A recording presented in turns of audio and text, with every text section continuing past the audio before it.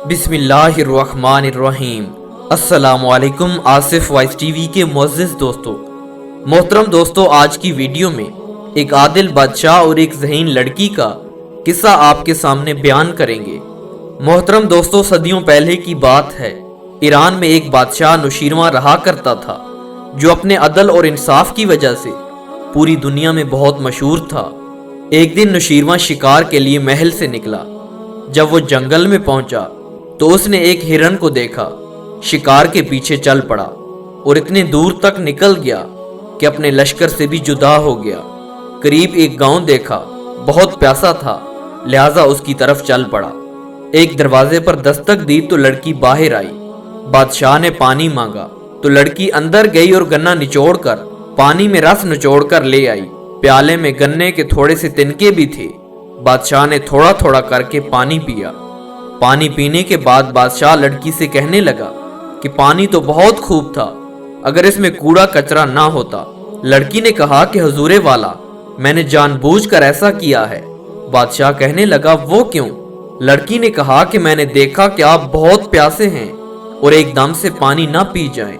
اگر ایک دم سے آپ پانی پیتے تو آپ کی صحت کو نقصان پہنچ سکتا تھا، کیونکہ کہا جاتا ہے کہ پانی ٹھہر ٹھہر کر پینا چاہیے۔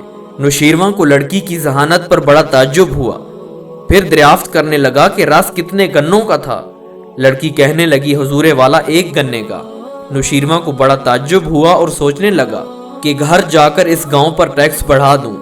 محترم دوستو، پھر اتفاقاً تنہا اس کا گزر اسی گاؤں سے ہوا۔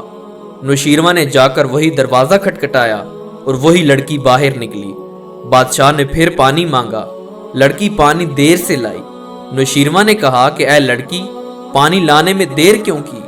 لڑکی نے کہا کہ بادشاہ سلامت، میں نے 3 گنے کوٹے، پھر جا کر رس نکلا، پھر بھی اتنا رس نہ نکلا کہ جتنا ایک گنے سے نکلا کرتا تھا۔ نوشیروان نے کہا کہ یہ کیسی بات ہوئی؟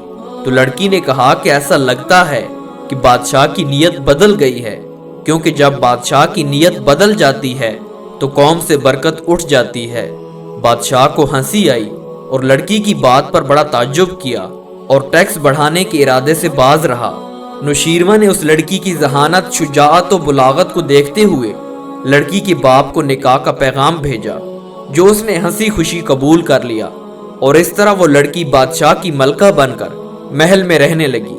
محترم دوستو، اگر آپ کو ہماری ویڈیو اچھی لگی ہو تو ویڈیو کو لائک کریں اور ہمارے چینل کو سبسکرائب کریں، اور اس ویڈیو کو دوسرے بھائیوں میں شیئر کریں۔ جزاک اللہ۔